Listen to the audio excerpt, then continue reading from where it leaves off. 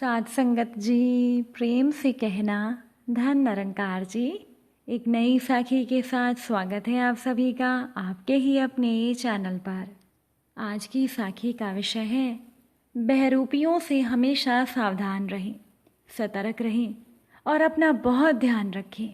तो चलिए सुनते हैं आज की ये साखी। साध संगत जी, एक कबूतर और एक कबूतरी एक पेड़ की डाल पर बैठे थे। उन दोनों को दूर से एक आदमी आता हुआ दिखाई दिया। कबूतरी के मन में कुछ शंका हुई। उसने अपने पति कबूतर से कहा, चलो यहाँ से जल्दी से उड़ चलते हैं, नहीं तो ये आदमी हमें मार डालेगा। कबूतर ने लंबी सांस लेते हुए इत्मीनान के साथ कबूतरी से कहा, भला उस आदमी को ध्यान से देखो तो सही, उसकी अदा देखो, उसका लिबास देखो, उसके तो चेहरे से ही शराफत टपक रही है। ये हमें क्या मारेगा, ये तो बिल्कुल सज्जन पुरुष लग रहा है। कबूतर की बात सुनकर कबूतरी चुप हो गई। जब वो आदमी उन दोनों के करीब आया तो अचानक से उसने अपने वस्त्र के अंदर से तीर कमान निकाला और झट से कबूतर को मार दिया और बेचारे उस कबूतर के वहीं पर प्राण पखेरु उड़ गए। असहाय कबूतरी ने किसी तरह से भागकर अपनी जान बचाई और वो बिलखने लगी। उसके दुख का कोई ठिकाना नहीं रहा और पल भर में ही उसका सारा संसार उजड़ गया। उसके बाद वो कबूतरी रोती हुई अपनी फरियाद लेकर राजा के पास गई और राजा को उसने पूरी घटना सुनाई। राजा बहुत दयालु इंसान था। राजा ने तुरंत अपने सैनिकों को उस शिकारी को पकड़कर लाने का आदेश दिया। तुरंत शिकारी को पकड़कर दरबार में लाया गया। शिकारी ने डर की वजह से अपना जुर्म कबूल कर लिया। उसके बाद राजा ने कबूतरी को ही उस शिकारी को सजा देने का अधिकार दे दिया और कबूतरी से कहा, तुम जो भी सजा इस शिकारी को देना चाहो तुम दे सकती हो और तुरंत उस पर अमल किया जाएगा। कबूतरी ने बड़े ही दुखी मन से कहा, हे राजन, मेरा जीवन साथी तो इस दुनिया से चला गया है, जो फिर कभी भी लौटकर नहीं आएगा। इसीलिए मेरे विचार से इस क्रूर शिकारी को बस इतनी सी सज़ा ही दी जानी चाहिए कि अगर वो शिकारी है तो इसे हर वक्त शिकारी का ही लिबास पहनना चाहिए। ये शराफत का लिबास वो उतार दे, क्योंकि शराफत का लिबास ओढ़कर घिनौने कर्म करने वाले लोग बड़े नीच होते हैं।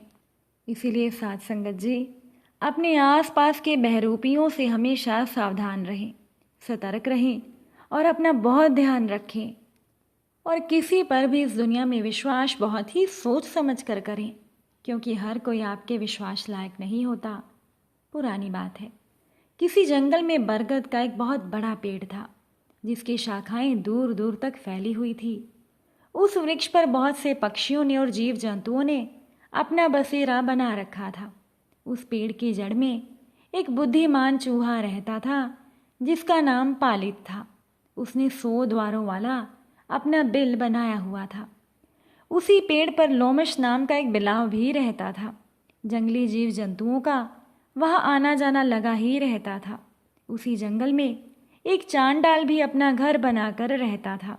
वो चांडाल रोज बरगद के आसपास अपना जाल बिछा देता था और जानवरों को फंसाने के लिए चारा डाल दिया करता था और घर जाकर आराम से सोया करता था। ये उस चांडाल का रोजाना का काम था। अब इसी तरह से एक दिन चांडाल ने बरगद के पेड़ के नीचे अपना जाल बिछाया, उसमें चारा डाला और वहाँ से चला गया। उस दिन असावधानीवश बरगद पेड़ में रहने वाला लोमश बिलाव उस जाल में फंस गया। वो बिलाव जितना जाल से निकलने की कोशिश करता उसमें उतना ज़्यादा फंसता जा रहा था। जब चूहे ने बिलाव को जाल में फंसा हुआ देखा तो चूहा बहुत खुश हुआ और वो निडर होकर चारों तरफ घूमने लगा। बिलाव के फंसने से मन ही मन खुश चूहा खाने की लालच में अपने बिल से दूर निकल आया। जाल के करीब जाकर जैसे ही वो बिल की तरफ घूमा तो चूहे ने देखा कि उसका एक और परम शत्रु नेवला, जो उसी वृक्ष के नज़दीक रहता था, वो चूहे को खाने के लिए घात लगाकर बैठा हुआ था। अब तो चूहे के लिए एक बहुत बड़ी समस्या पैदा हो गई। एक तरफ बिलाव जो कि जाल में फंसा हुआ था, और दूसरी तरफ नेवला जो चूहे के शिकार के लिए घात लगाए बैठा था। इतने में चूहे ने देखा कि पेड़ की शाखा पर उसका एक और दुश्मन उल्लू उसकी तरफ नज़र गड़ाए बैठा है। अब चूहे के सामने एक नहीं बल्कि 3 शत्रु थे। एक तरफ जाल में फंसा हुआ बिलाव, दूसरी तरफ नेवला, और तीसरा पेड़ पर बैठा हुआ उल्लू जो चूहे के ऊपर नज़र गड़ाए हुए था। चूहे के सामने तो जैसे मौत खड़ी थी, परंतु वो चूहा बहुत बुद्धिमान, बहुत नीतिवान था। उसने दिमाग लगाया कि कोई ऐसी तरकीब अपनाई जाए जिससे कि अपनी जान बच जाए।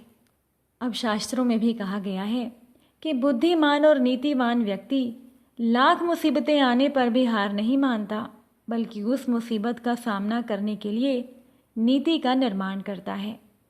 चूहे ने इस मुसीबत के समय में भी नीति से काम लेने की सोची। उसने विचार किया कि बिलाव तो उसका जन्मजात दुश्मन है, परंतु बिलाव तो अभी खुद ही जाल में फंसा है और उसे भी अपनी जान और अपने प्राणों की रक्षा करनी है।